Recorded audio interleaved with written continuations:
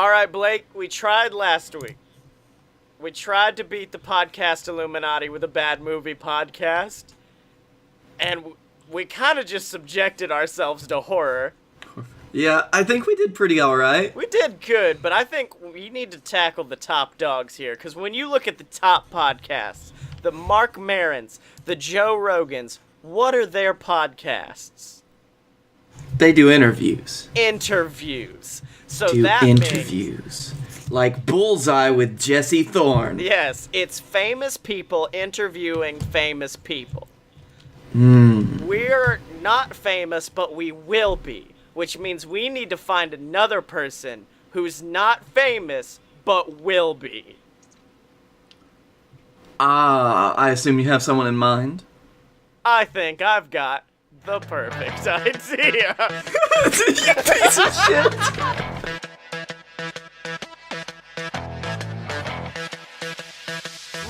So welcome to A Load of BS, ladies and gentlemen, the weekly podcast series where I, Scotty Moore, and my co-host Blake Tanner take you into the world of the greatest minds of our generation. Blake, how are you today? Oh, I'm so fantastic, Scotty. That's right, and that's because this week we have brought on Mr. Tom McGuire of Tom McGuire and the Brassholes, and holy shit, it's an interview. It's such a... Well, you've already kind of dated the fact that we did the interview. Shut up, don't talk about that part, it's fine. It's an interview full of ghosts, mayhem, and magic with Mr. Tom McGuire, and a special surprise for us at the end of the show. Oh, very much so. Yeah, so, if you guys don't know, Mr. Tom McGuire is not even starting out, it's been 4 years? But yeah. But he just They're getting ready to release their first single.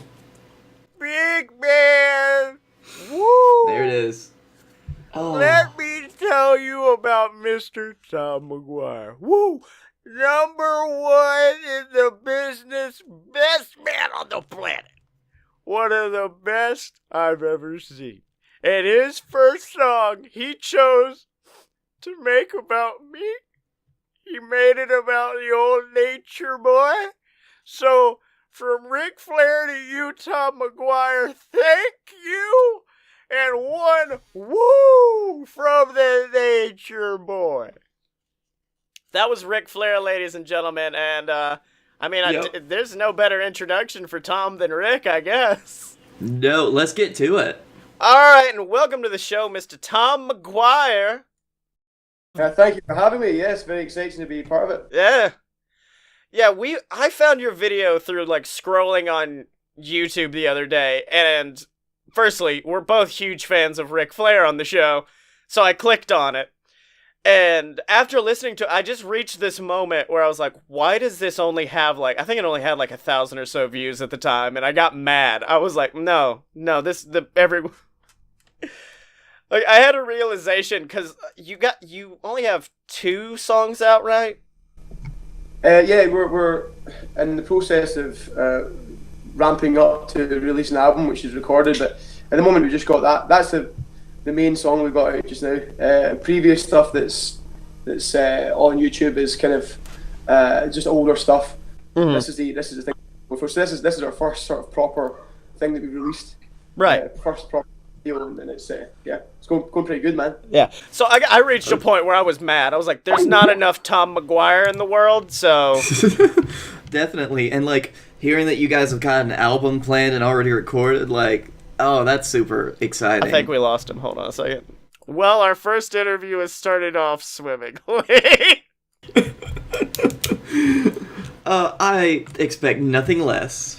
But yeah, I was saying, I reached a point where I just got mad. I was like, there's not enough Brassholes in the world, so that's when I tweeted, and then you guys were kind enough to respond to this sweet baby child on the internet, just I want to talk to you guys. You know what? It's quite new for us, quite a new experience for us for people to be interested. So you caught me at a good time. Yeah. Mm-hmm. Yeah, with Twitter also we're quite new in Twitter, so I'm trying to focus quite a lot of energy on expanding Twitter. So I'm just responding to everything, and I'm glad. Oh, I reached a moment where I felt like the biggest asshole in the world because I don't know how to email people yet because it's still new for us too. So I was just like, hello, sir. Would you be interested in perhaps performing on a podcast? Yeah, definitely up for it. Yeah. Yeah, So- I'm glad, because that's the most professional thing I think I've ever heard you say. Yeah. And it's weird. I need you to stop. Well, I couldn't just be like, sup, fuckers, podcast? So, Yeah. you guys, how'd you started out busking, didn't you? Yeah, that's great. Yeah. So, 4 years ago, in Glasgow, which is where I'm from, the city, biggest city in Scotland, Glasgow, still a pretty small city, but 4 years ago, I hosted the Commonwealth Games, which is like it's like the athletic, it's like Olympics, but to do with former Commonwealth countries. So it's Okay. everything with the Queen and the money, and that's Commonwealth. So it's quite a big event, quite a big international event. So the town was absolutely fucking rammed with people, and me and some pals thought, hey, let's go and bust, let's go and try and make some pennies. And so that was just 4 of us. And we ended up getting joined by these other musicians who we didn't know, but they were just like, yo man, can we join? And we said, yes, please do. And these guys ended up, this is how the band formed, just off the cuff, without knowing each other, just playing on the street, and now we're all kind of lifelong friends. And so after that we started getting a few gigs, then started doing a lot of weddings to make a living. And only last year we've all decided to dedicate a lot of time and energy to making our own stuff. And and this is it. It's a long time in the making. What you've seen is a video, but that's a long time in the making, and it's the first of many things that we're going to put out. And it's quite exciting. The train's like left the station, and it's quite exciting how well it's been received. And Oh, yeah. now I'm in podcasts. Whoa!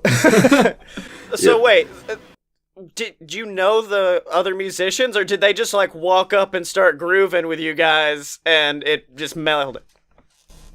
There was 4 of us. I mean, obviously we all know each other. Yeah. We're all friends. There's 4 of us, and 2 guys, saxophone and trombone, showed up and said, "Yo, can we join you guys? You guys are fucking grooving. Can we join?" And then they just unpacked their instruments and they fucking slayed it. And we were like, "Okay, we're gonna be friends. It's gonna be fine. Everything's gonna be all right." That's Dude. fucking magic, dude. Right? I could see why you guys wanted to take it further, because like something like that happens and you just know it's right. Yeah. It's also just a case of like a good band killing it and having good chemistry like, straight off the bat. We're also making good money from busking. Like we're having crowds of people, like maybe 150 to 200 people, all crowded around us, and just loving it. So it was a real buzz. That was the sort of start of my musical career. And like as I said, we all then went on to just make a living from that, playing weddings and functions and stuff like that. Just putting food on the table, and only now we're getting into something more creative and more fun, and it's really fulfilling. It's really rewarding, Was it always because I love the style of music that you guys do, like this jazzy funk.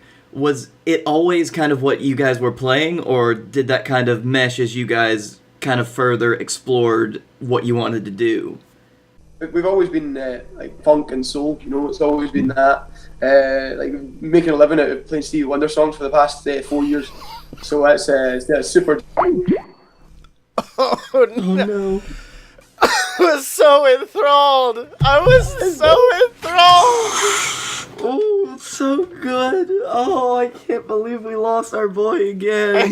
He's leaving us. Yeah. I think it's possible my Wi-Fi is just shit here. So we'll keep trying. Yeah, that's all right. Good. Try and remember where it was. What were we talking about? I mean, if you just want to start, but like, if you want to start at that question again, you can, and I'll edit together. Oh, okay. You can edit it. You can do the magic of editing later. Oh yeah. Exactly. Wow. We fix it in post. Wow, fix it in post. Whoa, that's cool. Post. What? Whoa.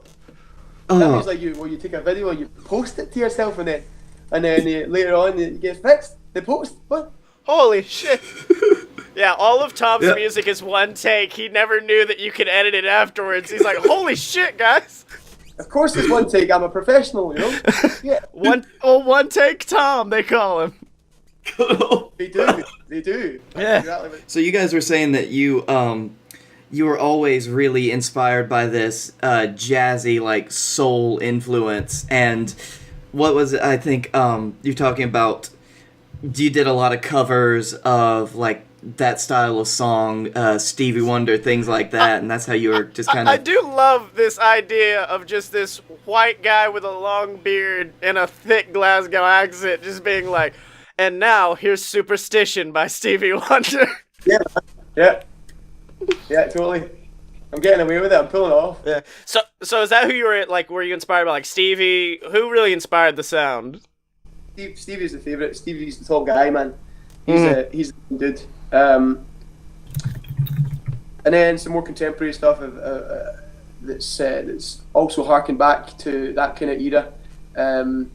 But that era, that sort of 70s era of funk and soul is where it's at. You know, there's some fucking good shit there, and you know, musical trends and musical sort of genres, they move on, and I think there's still a lot of good shit to be harvested from that kind of genre. Oh yeah. So in that era, so that's where it's at. Stevie's definitely the watermark though. He's the main dude. Okay. Yeah. I really like that because you talked about how kind of the genre of the popular scene has moved away from that kind of style of music, but I really enjoy when I find a band who can kind of pull it back out of the niche, because this is something that I don't get to hear a lot of because it's just not kind of on our radar a lot. And I think that's one of the reasons that just this song and this style that you guys are doing really pulled me in, because it's new stuff using kind of that old genre of music. Yeah. You know, there's it's the difference between just being pure revivalism, because revivalism isn't necessarily a super positive thing. It's as long as you take what it is and then build upon that, and produce something new. Right. With the template of that kind of that stuff that was sick, but there's still some more value to be got from developing that. Whereas, you know, like the 70s happened, funk soul happened, and then the 80s came along, there was like some new technology and music just changed. And before the best shit was mined from the music in the 70s, you know what I mean? So, but yeah, certainly to just go back and copy exactly what was done is not the goal. That's not what we're trying to do. We're trying to go and find out what else can be developed from that base point, you know what I mean? Yeah. Oh yeah. You know, the music took a different branch, but there's still that limb that a further branch can grow from. But you just have to go back to the 70s to get it, and then go on another branch from there. You know what I mean? That's my sort of ethic on it. You know what I mean? Yeah. It's kind of grow it. It's not copying, it's growing it, and it's taking, like, the 80s and 90s happened. You can't ignore that. So taking that modernization, mixing it with that 70s thing, and that's kind of how you grow it. I like that. Yeah. So that's kind of what I'm trying to get at. Yeah. I mean, don't just go back and just copy and paste and just do a pure revivalist thing. That's not my bag. And I think you've described it quite well there. Yeah. All right, now the question of the day on everyone's mind: why the fuck did you make a song about Ric Flair? Right. So this is a funny story, right? So me and a couple of guys in the band, we used to host a jam session. You know, a jam session's like in a bar. Some musicians get together, and then they're the sort of house band, but they allow everybody else to come on and play, and it's like a place for musicians to come and play together and sort of develop and stuff like that. So we were hosting this jam session, and what I used to do quite often is, because it's quite a free and loose sort of, what I quite often used to do was just make up songs on the spot, right? Right. And I got quite good at that for a while, because I'll do it every week. If nobody else was playing, I would just fucking make up a song, right? How's it going? And off the top of my head. And one day, I just said to my man Scott, I said, what should I sing about now? He said, sing about Ric Flair. And so I then I put it out with the chorus. You know, this is what you do when you're making up a song. You just think, okay, what's the next word that's going to rhyme? So I was like, who's that sitting over there, wearing pink underwear, platinum hair? And that was me. That was the fucking song written. And then I was like, okay, that was quite good. We're gonna have to remember that. Yeah. And so there you go. That's it. So it was a off the cuff idea. I took it home and developed it a little bit. And that was it. Yeah. Like the reason that I wrote a song about Ric Flair is because I asked somebody what I should sing a song about, and somebody said Ric Flair, so I fucking did it. That's perfect. Now, I'm sorry, I still can't get over the fact that the whole song exists just because one dude's like, fucking sing about Flair, dude. Alright. I was like, okay, challenge accepted. Here you go. It did teach me some things. It taught me some things I did not know about. I didn't know Ric Flair got struck by lightning, dude. Well, this is something I learned, yeah. Yeah. Don't know a great deal about the story, but while I was writing it, I got in touch with some friends who are right into wrestling, and they know their mythology about it. And I said, what can I say about Ric Flair? And one guy like immediately he survived a plane crash and he got struck by lightning. Yeah. So whether it's actually true or not, I don't know. It may be a myth, maybe a legend, but it's in the song now. So I say I know the plane crash was real. I know that shit happened. That was a big thing. And I love that you kind of put it as the mythology of wrestling, because that's kind of how it is at this point. Like, with wrestling, you know all the legends. Like, you might not know what's happening today, because I've fallen off it recently too, but you know those kind of big building blocks of what made wrestling. You can always build off of those. Yeah. But, yeah, now, my favorite thing is, like, I think the way this is making the most rounds is through wrestling people, because like apparently one of the biggest wrestling podcasts you got featured on last week. Like, yeah, is it Take Two? Is it? I think you may have got. Or is it something else? I think you may have got featured on that. You also got featured on the Art of Wrestling podcast, which is the first ever big wrestling podcast. You got featured on that. What about that? I didn't know about that. Oh yeah. You're fucking everywhere. If someone talks about wrestling, they're like, no, you gotta see Tom McGuire, man. What's that one called? I'm gonna take a note of that. The Art of Wrestling with Colt Cabana. Oh, yeah, okay. The Art of Wrestling. Nice one. Yep. Cool. Check it out. And that's a big one, is it, yeah? Oh, yeah. It's kind of a classic, like, it's an OG wrestling podcast, and he doesn't do the segment that he does because he does a Song of the Week, and it was just a throwback week that he did, and he did his old Song of the Week, so... It's the only podcast to ever get sued by WWE, so... Yeah, sick. Yeah. Yep. Yeah, cool, that's good. Yeah, I'm quite excited by how it's been taken on. Certainly it's doing a lot more rounds than I thought it would because of the wrestling community, you know. And but it's like, the thing to also note is it's not unanimous approval we're getting. Oh, I've seen. I was like, no. Before the show, me and Blake were just talking. We had a legitimate moment of like, would it be rude to just like read all of the people on his comment section that are just talking shit? It's great, man. I've had a chuckle to it, and I think later on this week we're going to be filming like a little bit of content, like you know how you get these mean tweets, you get people. Oh yeah. We're going to do that, but it's going to be me reading the fucking mean comments. Oh, that's great. One of my personal favorites was, this man is neither styling nor profiling. What is going on? Which is a lie. Yeah. Yeah, it's fucking sick. It's pretty funny. So, yeah, we were thinking about getting some of the negative comments and like maybe making a t-shirt of the best ones, you know? Oh, yeah. I'd buy that. I think my favourite was if this came out when Ric Flair was still in a coma, I don't think he would want to wake up. Oh my! You're like, Ric Flair tweeted this, man. Don't talk shit. Rick loves music, like, involving him. Like, he's so into stuff like this. I see that. It's cool. And what I noticed was when we put it on Spotify, what I realised is there's about 1,000 songs all titled Ric Flair about Ric Flair, and they're all of them apart from like one techno one and ours. They're all hip hop and rap. Oh yeah. All of Yeah. them. It's crazy. But there's so many. We thought, okay, I know there's that Ric Flair drip one. We knew about that, but then there's 1,000 more, all distinct, separate rap songs about Ric Flair. Well, apparently he's become like a rap icon, which is like he was already like a national icon because of like wrestling.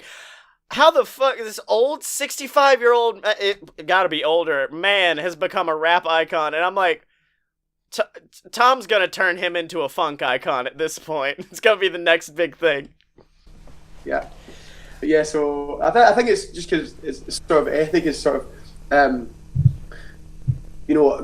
talking about having all the coolest shit. Like, oh, I've got jet planes, I got alligator shoes, all that sort of just like bravado shit. Like hip hop fucking loves that shit. I think.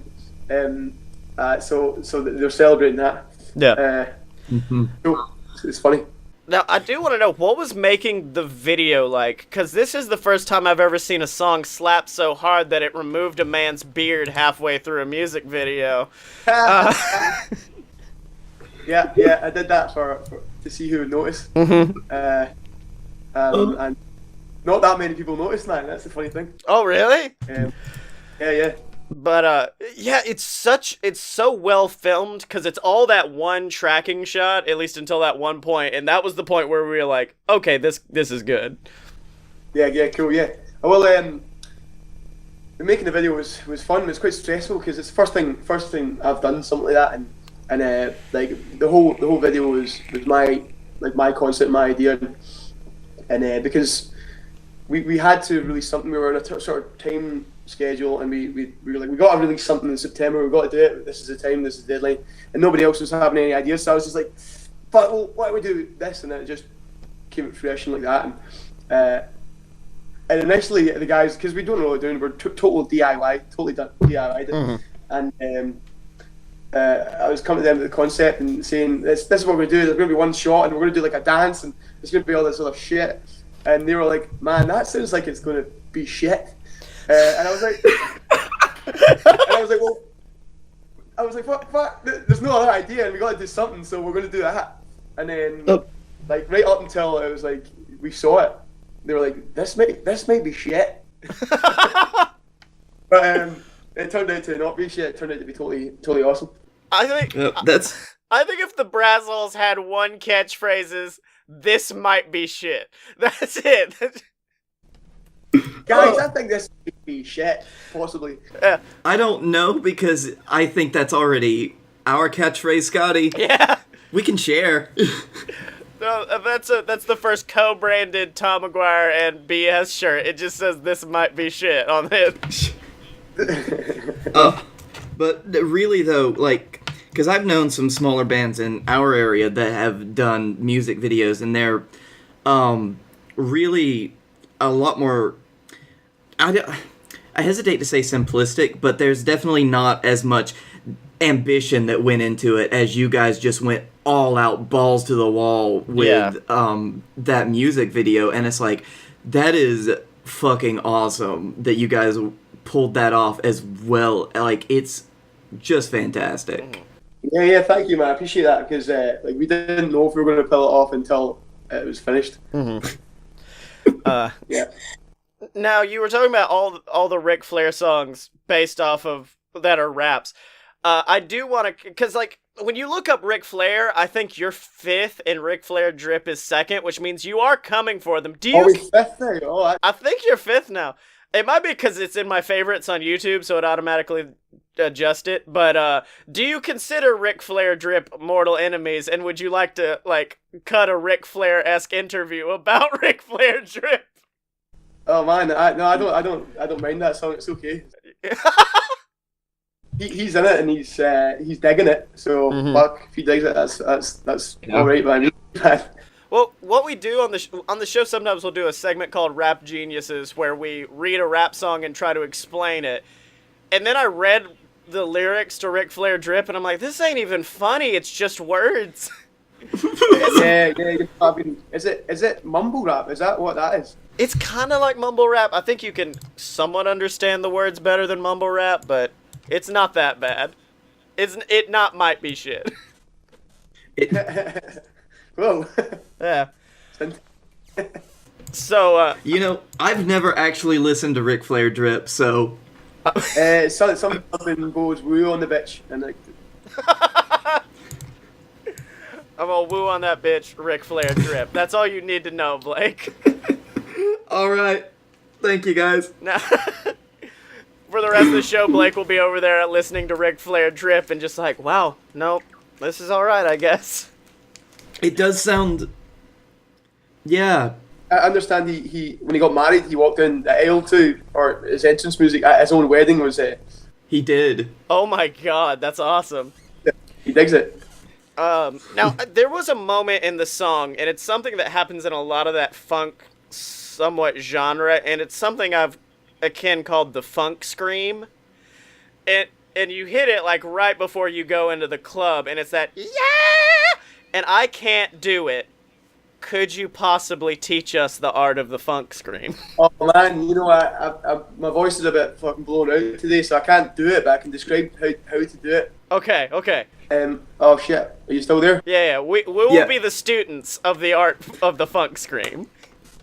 Yeah, it's all singing's quite hard. It's easy, but it's also quite hard. You just have to train, and it's a muscular thing, right? Mm-hmm. So you can do that, but you have to do it probably like from the diaphragm, like from your belly, and it's like the way you make this sound, yeah, like the way yo, see that sort of rasp, Okay. that rasp. Oh no! He was about to give us the secrets. We didn't get the secrets. Oh no! Ric Flair stopped us from learning the They secrets of stopped the us from scream. learning the secret of the rap.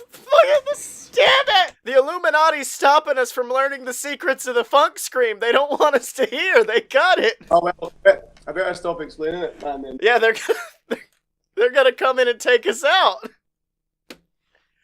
Yeah. But It's the ghost of James Brown, man. It's the ghost of James Brown. He's like, don't you teach Ain't nobody gonna use my. He trying to tell people how to do my scream. Oh no way, son. You're gonna tell the secrets about my scream. No, I tell you about my scream. You get my.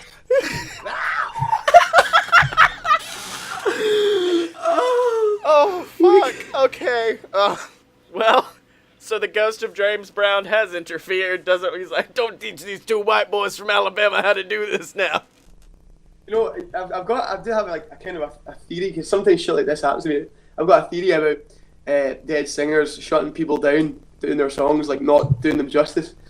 Because this is something that happened to me. I quite often play like little pub gigs. Yeah. Just in bars.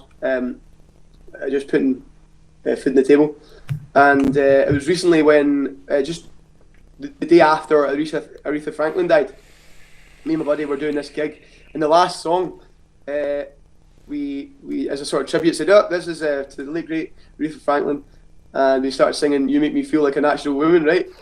And it was going fine, right? It was going fine until I hit the high note. Yeah, right. I hit that high note, and fucking the PA, the speaker system, the microphone system, just like scream with awful feedback and just like fucking shut down. Aretha was getting you, man. Yeah. It was like, no, wait, son, you're not singing that. So she fucking like struck a lightning bolt from a fucking cloud and just shut it down, man. like she came back as a banshee and screamed through your speakers. Yeah, it was like, whoa, okay, we're not finishing that song. Like we had to stop the song and like that was it. Yeah. Fuck. Blake, are there That's any dead podcasters that have just been fucking us up? Because that might explain some stuff. No, but there are some still living ones that probably are. Yeah. No, I think the gods of funk don't want Tom on this show. They don't want it, so they're like, keep cutting his internet. Do it, man. Oh shit. Now I've got a question, and the first time I asked this, it was at a bar in Austin, Texas, to a very drunk musician while I was also very drunk, so it may sound just as inebriated as it did then. But like, as a performer, like I used to do magic, and they're like, the minute you learn magic, it ruins any magic show you go to because you're instantly trying to figure out what they're doing and you can't just sit back and enjoy it. Do you, as a musician, knowing the secrets of music, knowing James Brown's Jazz Scream of Love, when you go to live shows, do you have that feeling of almost like I see what you're saying. Yeah. I don't, and I'm wondering what it is about it. Certain music becomes a little bit less enjoyable once you start to know about it. When you start to see the sort of lack of compositional quality in some music. Once you start to really know about music, but the thing is, you're saying knowing all the secrets. Like, there's no way to know all the secrets. Yeah. I'm trying to teach myself the theory, which I never learned before, and it's always a learning experience. But whenever you hear somebody play, even if you know the song, and they're playing it, like, you can probably learn something from what they're playing, and it's because each performance of a song by a person is like an individualistic expression by them. Right. So as long as the expression that they're doing, that they're hitting out with, is not like just disingenuous or like poorly executed, it's even if you know all the changes, all the chords, all the music, you know how to play it out yourself, you can still get something from it. Okay. Certainly. Yeah. So it's awesome. Of it sort of. Yes, I see what you're also saying. Like, you can watch a show and you can accidentally get into a zone of kind of analysing how it's done rather than just letting it flow over you. And that you're right. That is something that some people, and I have had to kind of make sure I don't do that and just actually enjoy the music. But as long as you have that in mind. Yeah. See, I dealt with this. I went to see a rapper in Atlanta because that's where all the rappers are. And halfway through the show, I was just sitting there like, I'm not even a fucking rapper, but I was like, I'm not enjoying this because I would much rather be on that stage, like doing a podcast or even performing the music. And and the way I ended up having to find a way to get over it is, instead of treating it like, oh, I paid money to see this person, I treated it like, that's my friend on stage. I'm here to support them. So when artists talk about like, oh, you're supporting me, yeah, like, it's kind of a job of the audience almost. Yeah. Yeah, that's fair to say. Yeah. Mm-hmm. I think it's also a case of I get what you're saying. Like, if you're doing a lot of performing and you enjoy performing, you do kind of think, fuck, I want to be doing that. I don't want to be watching. I want to be doing it. But I think it's also something that's something I've experienced, but also now I'm playing and I'm singing like all the time. It's my job, so I'm actually quite happy to watch now. I don't have that sort of drive to want to be on the stage because it's my night off or something. Right. So I can quite easily just enjoy a performance without thinking, oh god, I'll get up there, man. Yeah. Yeah. So what you're saying? That sounds like a great mindset too. Just like, no, this is my day off. You know, you go to the show to just kind of enjoy it and unwind. Yeah. So what he's saying is, Blake, we need to do more live shows. And by more, I mean any live shows. Jeez. You gotta scratch that itch, man. Do you guys play music at all? We don't play music, but we both have theater degrees. We have, so like, I don't play it professionally, but I'm aware, like, I can play guitar. I'm trying to get into, and this was something I was going to ask, like, advice for aspiring musicians, because I am trying to get into a little bit more production, but it's such a vast fucking world when you're starting at, like, not a child. Yeah. Well, yeah, production, so, like, sound production isn't, you know, recording tactics and stuff like that. Yeah, well, that's something that I didn't have any education doing, and I couldn't do it at a professional level, but you know, I've produced some stuff by myself with my own laptop, and basically nowadays all you need is a half decent laptop with a decent DAW and something to plug a microphone into, and then that's all you need. And everything you need to know is you can find on YouTube. You can teach yourself on YouTube. So I've got some small amount of ability in production and mixing, but not mastering. Mastering's like kind of an art, but the actual production, that there's a lot to that, and it's really fun to delve into. There's so many plugins and effects that you can use to make something dry sound totally awesome. Right. And there's art in that as well. Yeah. Well, if you've got a computer and you've got some time and like, if you don't have to have the knowledge, you can gain the knowledge quite easily, and just batter into it, and you can start to produce something quite fun and interesting. Well, I'm not sure why I asked. You are one take Tom. I don't know why I asked you about finishing music. It's just already done when it comes out. Sorry, good. Yeah, man, my story's not holding up straight, isn't it? Yeah. Now, I do want to bring something up, because you guys, your album, you crowdfunded it, right? That's right, yeah. And you had quite simply the best crowdfunding rewards I've ever seen on any website. Yeah. Because we've got our own we've got a Patreon, which is crowdfunded, and we were just sitting there like, what kind of rewards should we do? I don't know, like give them a free video or something. Meanwhile, I log on to yours, and wasn't it like €5, and you got a fucking beer signed by the band? Yeah, man. Fucking, we delivered them out, man. You delivered a beer. Like, I'm trying to remember all of them, because there were some insane ones on there. Yeah, funny ones, yeah. It was like, it's like a signed burrito. Oh my god. It was one of those moments where I was like, I wish I lived in Scotland, A, so I could be around Scotch all the time, but B, so I could just get a burrito hand delivered to me by Tom. Yeah. So there were some other ones like, I think nobody actually bought this one, but one of the guys in the band's always wearing hiking boots, and it's a bit of a running joke. Mm-hmm. So if you gave a certain amount of money, Mikey would take you up a hill. Oh, he'd carry you uphill? Yeah, just like you go on a day trip with Mikey. Oh my god, that's awesome. Yeah, just you and him. And nobody bought it. No, nobody wanted to. No.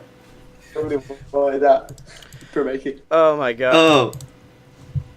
One day you'll find somebody who's just like, hey, I saw that there's this reward. Can I still get it? Can I still have him climb me up? Alright, hold on. I'm on the official thing right now. Let me see what I can see. Digital download, physical CD, trucker hat. Yeah, that's all normal. Signed, sealed, delivered burrito. You will deliver a burrito and hang out for a beer. And then I love that you specified your beer. I'm not bringing it. A fine dining brunch. Oh wait, yep. There's the hiking one. I know this meant play music, but when I read "will play in your house," it does sound like you guys just would come over and like hook up a PlayStation or something and play for a few. Yeah. No, a few people bought that. Oh really? Go in there. Yeah. All right. Oh damn it. Okay. Well, unfortunately, the personal mega hit has been bought out, so Blake, we cannot get a theme song from Tom. The personal mega hit, yeah, we sold a few of them, and we have to dish most of them out still. But we were playing a wedding because we're like I said, we're making a living through playing at weddings. This couple, their life, and I fucking wrote a song and played it at their wedding for them. Oh, that's awesome. And yeah, they went off, man. Like they just gave us a couple of details. Oh, really? That's awesome. And I just wrote this song. Just really basic rhymes, and we smashed it out, and it was hilarious. So there's a couple of mega hits still to be written. Oh yeah. Ooh, that's good. Oh yeah. I mean, you apparently are the expert of just like, hey, could you just write a song about anything? There you go. I've got it. Yeah. It's I think I became quite good at it at some point. Yeah. Were there any others besides Ric Flair that just really stuck with you? Yes. Well, the ones I've made up. Oh yeah. Yeah, there was one called Kev Young is a deadbeat bastard. Okay. I'm gonna and assume that wasn't one of the people that crowdfunded you. No. That was I can't remember why I wrote that, but it was. I sort of roughly remember how it went, and it was pretty funny. Yeah. Quick. Another one was, "Hey you, what did you get your mum for Christmas?" We're doing a chat. It was actually hilarious, and I think I'll probably bring it back into the set when it's like round about Christmas time. Yeah. Because it was Christmas time, and we were just doing a funk jam session, and I was like told the band what was going to happen. I said, I'm going to do this thing. Hey you, what did you get your mama for Christmas? And then when I say Christmas, we're just going to fucking stop, and then point one person out of the bar. Yes. And then we wouldn't play a note. We just sit in silence until they said, and then told them what they got. A vase. He got a mama a vase. And then that was our favourite line. Is what did you get your mama for Christmas? That's good for crowd control right there. If you just see one guy being an asshole in the crowd, you can point him out and be like, "What'd you get her?" Yeah, sounds pretty good. Mm-hmm. Yep. Have you thought about what your response is if someone says nothing? Yeah. Somebody did say that. It's like, I didn't get anything yet, and it was just like Christmas Eve or the day before Christmas Eve, and it's like, boo! That's the end of the song. The song is over now. Yeah, well, that's that finished then. Oh my god. Oh god. So, aren't you guys? I was looking on your Twitter. You guys are going on tour too, like a mini tour. Yeah. Just a few dates in the start of November. Yeah. So we're hitting London, Bristol, Manchester. Then we're going across the water to Dublin, and we're doing Edinburgh, and then a final date in Glasgow. Oh, that's gotta be awesome. Have you guys toured around a lot like that, or has it been mostly weddings and bars? Yeah, it's nothing. It's not something I've ever done, but it's always something I'd quite like to have done. But I've just never, not really been involved in something that was as organised or as taken seriously as this. You know, I've played in bands for a long time, but it was always just a bit of a laugh. Okay. I never really had a proper run at making something happen. So this is the first time I've done it. Some of the other guys in the band have done tours before, but it'll be the first time for me. Okay, that's awesome. Yeah. I mean, something I love about this story, just to interject real quick, is like, I love when you can see real life examples of someone that turns, like you did, just something you did for fun, something you enjoyed doing, and now you're doing it for a living. You're making your own album and stuff. I never really thought I could make a living out of it. I thought that was just like it wasn't possible. But then, like sort of a friend of mine who runs a bar, just gave me a call and said, "Yo, you want to do this gig?" The guys pulled out, knowing that I could like sing and play a bit, but I wasn't anywhere near as accomplished as I am now. And I said, "Well, okay, if you think so." So I came and I did it, and that was enough for me to say, "Oh shit!" Because at the time I was making a living as a bike courier, so delivering packages on a bicycle, a bike messenger, whatever you want to call it. And quite often, delivering burritos, delivering food at night, and fucking grafting hard, like working really hard to earn not much money. Right. So I was getting small amount of money to sing songs, play guitar. I was like, fuck, well, that's something I could do. Right. So I threw myself at it, and it stopped being just a bit of a laugh, and I started taking it seriously. And now I'm achieving this sort of goal of doing something super creative, and it's going well. So it's a real, like, probably if I hadn't had that first sort of opportunity and said you can actually make a few quid if you sing for 45 minutes in this pub, I don't know what I'd be doing. I'd be doing something different. Yeah. And everybody gets their start. It's always that one opportunity. Everyone can trace it back. Yeah, say thank you to my main man Shimon for giving me a shot. Hey. Who's almost certainly not listening. Oh, it's fine. Like, Tom was on this show, but fuck those other two guys. So, do you have any, like, news on the album, when it's gonna drop or anything, or? Yeah. So I mean, it's made, it's recorded, it's done. Right. And I can't wait for people to hear it. But sort of the nature of the beast is you have to do this long kind of marketing campaign. It takes a long fucking time. You have to drum up interest. So this is just the start of it with this one single. We'll release another single, and we're going to be releasing it at the end of January. I can give you an exact date. Oh snap! We're getting the hot news from Tom McGuire on the next single. Yeah. Oh, actually, shit. Maybe I'm not supposed to tell you exactly what date. No, damn it. 18th of January. That's when we're releasing the album.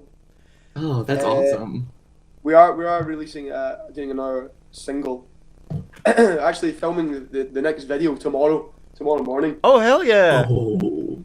So that's the next song. It's going to be the video is going to be a very similar ethic, and I'm not going to give too much away of it, but Okay. it's going to be a very very similar kind of feel sort of situation.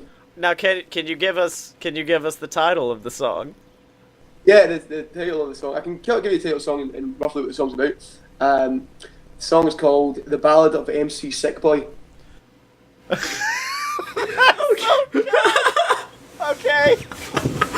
Oh, I love the naming conventions that you guys come up with. Which I feel like it's always, a lot of the times it's a lot of this off the cuff kind of thing that you guys just kind of really excelled at early on. Yeah. Well, I mean, your other song you have on Spotify, I think you released it with the single, is just called Begone Skunks. Yeah, Begone Skunks with an exclamation mark. It's very important. Mm-hmm. Yeah. Oh, shit. So, I do have a question. What's that, man? For this show, we've been we've been using without permission a very popular song as our theme song. And me and Blake would like to extend a question, and it is, can Ric Flair be our new theme song? Fuck, why not, yeah? Fuck yeah! We got a theme song! As long as you, mention it, credit it, and... Oh, the end of every show will be like, our favorite human on the planet, Tom McGuire, gave us this song. Yeah, Yep. I see that, yeah. It's sick. Oh, that's awesome. Yep. Hell yes.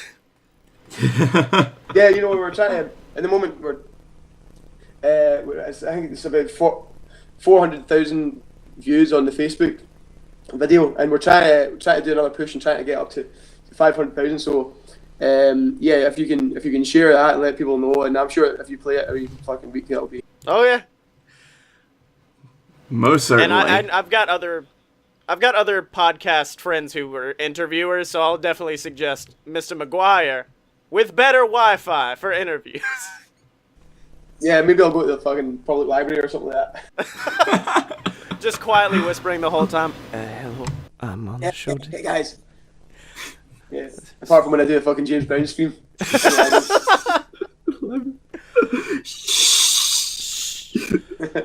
Yeah. Well, That's the one thing about libraries. You gotta keep the ghosts out. That's gonna be the problem. well, if we've learned anything from this podcast, there are several ghosts of dead jazz and soul singers that are following you around constantly. Unplugging the Wi-Fi. So Tom, thank you. Do you have anything to plug? I mean, you've got a shit ton of stuff to plug, but... Yeah, okay, for sure. Please check out the video for Ric Flair. Listen to it on Spotify. Share it with all your friends. We're going to have a new single out in the start of November called The Ballad of MC Sick Boy, so keep your eyes peeled for a video for that. An album coming out in January. Please just follow the page, look at our Instagram or Facebook and Twitter. I'm sure you guys can post up in your description or whatever exactly how to find us. And yeah, just follow us and keep an eye on us, because we're going to be doing some doing some good shit. I mean, we've done this one song and people are like, wow, this is fucking cool. Have you got more in the tank? It's like, the answer's yes, we got fucking loads more in the tank, man. loads more. This is the tip of the iceberg. We're going to fucking smash it this year. Yes. So, please keep an eye on us and like and follow our stuff. Thank you very much. All right. Thanks, Tom. Thank you so much. Tom McGuire of Tom McGuire and the Brassholes, everybody. Once again, thanks for being on the show, Mr. McGuire. Everybody, do what he said. Look up Ric Flair. I think their campaign is already over, so you can't donate to it. Otherwise, I would be getting me a Tom McGuire burrito right now. But you heard it here first, folks. They're hoping for January 18th release. Start 2019 off with a bang. With a banger. And then, of course, what was it? The Tale of MC Sick Boy? Yep. Yeah. I might have gotten that wrong, but that single, of course, is dropping in just a few months. Didn't he say November? It's going to be in November, so it's about a month away. Did he give us a date? No, of course he didn't. He was already like, oh, I don't think I need to tell you about this, but... Which... We keep an eye out for it, though. I'm definitely, when that's coming up, I'm gonna be really pushing. So, Blakey T, it's been an episode. Where can people find you on the internet? You can find me jamming to this absolute banging bash called Ric Flair at Blake A. Tanner on Twitter, at the Darkroom Vidya on YouTube. That's Darkroom VIDYA. And you can also find me covered up in my covers because I just finished doing a theater show, and I'm not doing anything else for the rest of my life. You have become MC Sick Boy. If you're watching on Twitch, there is a dead dog in the background. Oh, no. And, of course, you can find me with my lovely betrothed just jamming to the Ric Flair drip. Wait, no, it needs to be the... Hold on.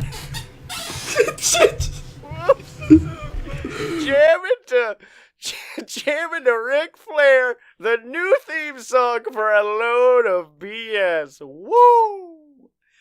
And you can find me on Twitter at ScottyMo. That's SCOTTYEMO. Buy all my books on Amazon. The Queasel Trilogy, BS versus the Gods. Check all of that out and check out all the other shows at aloadofpurebs.com. And remember to support us. We will not give you a burrito, unfortunately, but we'll love you a lot if you support us either on Patreon, patreon.com/aloadofbs, or buying some of our merch, including a possible new collabo that just says this might be shit. At merch.aloadofpurebs.com. So get all that, ladies and gentlemen. Leave us some lovely feedback. If any of the Brassholes, brass heads, if they want to, if you're new to the show, make sure to hit the subscribe button. Make sure to leave reviews. Do all that lovely stuff, ladies and gentlemen. And of course, remember, you can find us at aloadofpurebs on Twitter. And until next time, he's been Blake Tanner, I've been Scotty Moore, and we will see you next time.